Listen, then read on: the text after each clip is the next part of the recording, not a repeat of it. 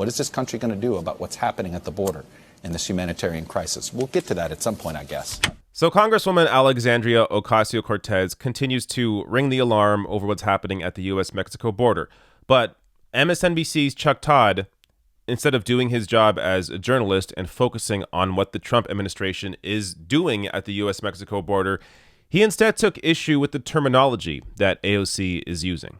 Watch. Welcome back. Tonight, I'm obsessed with what's happening at our southern border. You can call our government's detention of migrants many things, depending on how you see it. It's a stain on our nation, maybe, a necessary evil to others, a deal with untenable situation, perhaps. But do you know what you can't call it? Take a listen.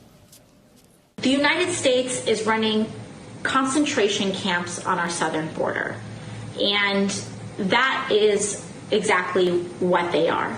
They are concentration camps.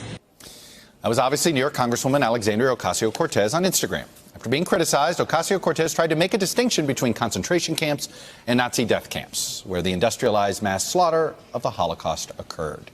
Fair enough, but Congresswoman, tens of thousands were also brutalized, tortured, starved, and ultimately died in concentration camps, camps like Dachau. If you want to criticize the shameful treatment of people at our southern border, fine. You'll have plenty of company, but be careful comparing them to Nazi concentration camps, because they're not at all comparable in the slightest.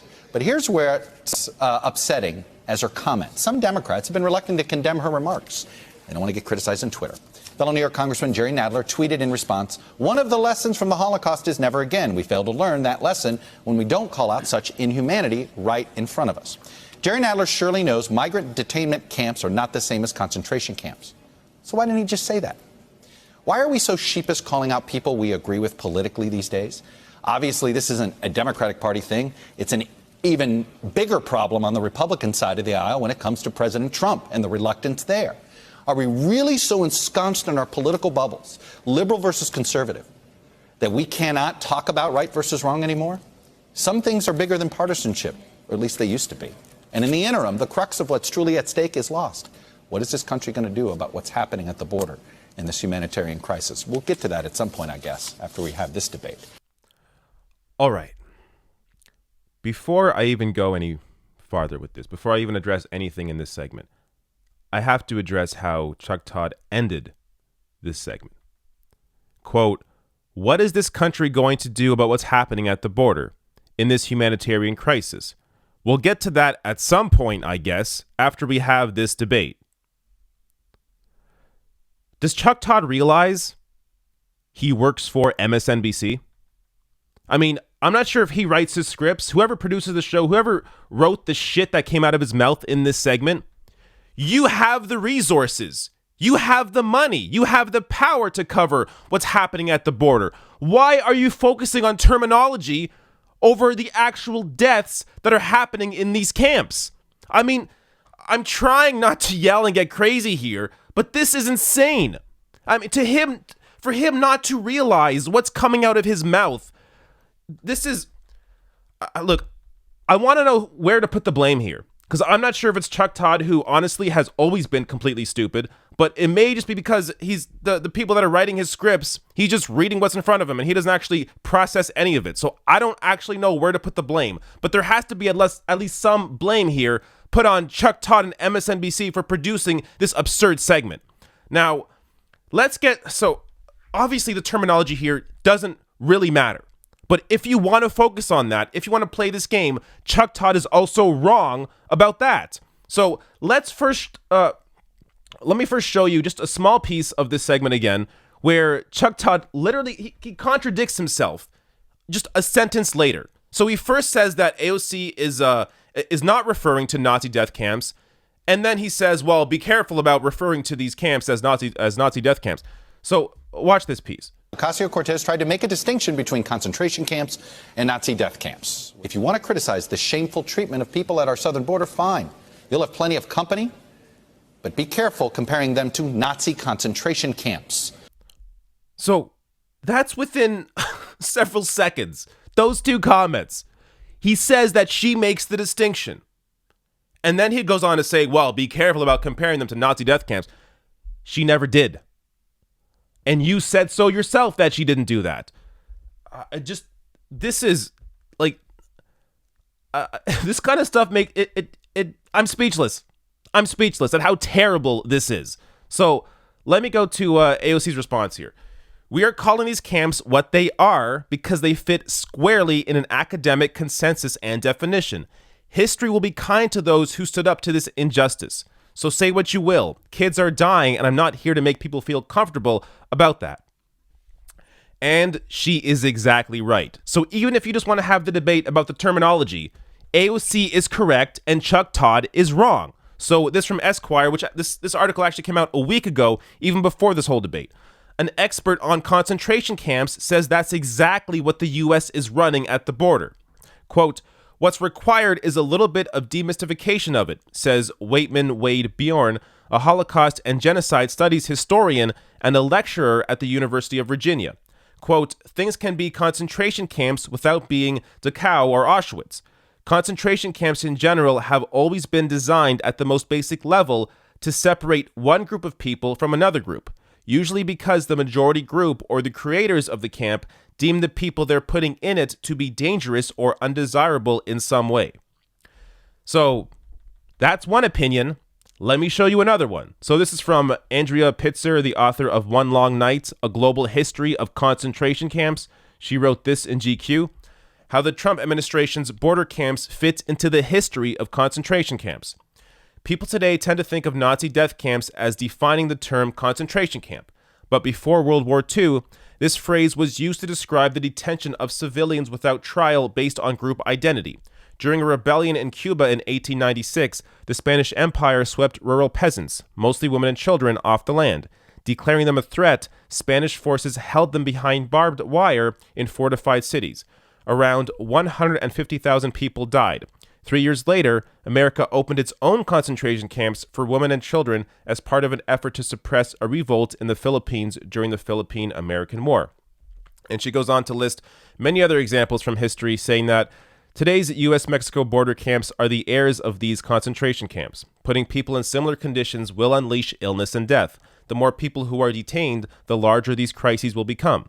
By the time a country gets to the point that those in power and a majority of their supporters embrace policies that back up virulent rhetoric and accept detention as the central response to a political or humanitarian problem, it is very difficult to undo. This year, we have seen the border camps grow and the declaration of a phony national emergency that is turning into a real one. If the administration were focused on humanitarian issues, these facilities might have more in common with refugee camps. But the administration has repeatedly lied about family separation, claiming at first that it wasn't happening, while taking children from parents as a form of deterrence. President Trump's antipathy to Mexicans and Central Americans is being transformed into policy at the highest levels of the most powerful government in the world.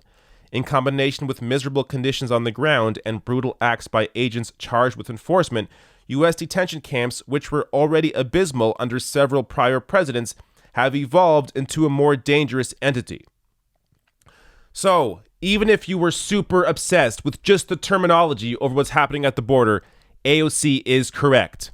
Now, just another example, look at what the Trump administration is fighting against. So, this tweet from Brad Heath of USA Today.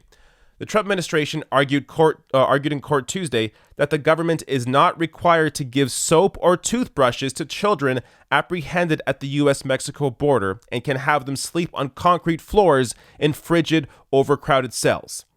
And as Ben Dixon sarcastically retweeted out, but please, whatever you do, don't call them concentration camps. I mean, this obsession over the terminology, even when they are wrong, and these are concentration camps, is just completely insane to me.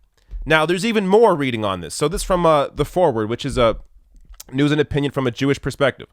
Quote, as a Latina Jew with the lived experience and perspective I carry, I believe that AOC's use of the term was necessary and appropriate. My people are in concentration camps today, just like they were during the Holocaust, writes Tay Phoenix. But regardless of the term, there is a larger issue here. People under the government's watch are dying in these camps. So this from NBC News. 22 immigrants died in ICE detention centers during the past 2 years. An NBC News analysis of dozens of government reports Death reviews and audits of ICE detention centers reveals a system long riddled with problems. And at least 6 of those deaths are children. Previously unreported 6th migrant child died in U.S. custody last year. The 10-year-old El Salvadorian girl who entered U.S. care in March 2018 died in September of fever and respiratory distress. But what is Chuck Todd's focus here? The terminology. Oh, concentration camp is too strong of a term. You might offend some people. While children are dying under the custody of ICE. I mean, you have the resources. MSNBC has the resources. They have the ability. Chuck Todd and his team have the ability to cover this story at the border. They can be there. They can be fighting to see what is actually going on in these camps. Yet here they are, focused on the terminology of AOC, calling them concentration camps, which is still the correct terminology. Now, here are some more reactions from Twitter. So Amir tweeted this out. Imagine watching people being concentrated in camps and, as a journalist, seize the moment to, yes, attack those rightfully calling them what they are, concentration camps. You're an insult to journalism, Chuck Todd. Just glad Tim Russert didn't get to see you piss on his legacy. Yeah, so Tim Russert, if you didn't know, is, of course, the former host of Meet the Press, which Chuck Todd now hosts. This from Palmer Report. Chuck Todd wants to make himself look good by making both sides look equally bad, so he hits strong Democrats harder than he hits weak Republicans, biased for the sake of appearing unbiased. Worse, he thinks politics is just a fun game, even when lives are on the line. Fire him. And this from Jamila Udin. Why is Chuck Todd and Liz Cheney more upset about the word concentration camps than the actual atrocities happening in concentration camps on the border? Help me understand. Yeah. There is no understanding it. I honestly can't explain it. I don't know why they're focused on AOC's terminology as opposed to what is actually happening at the border.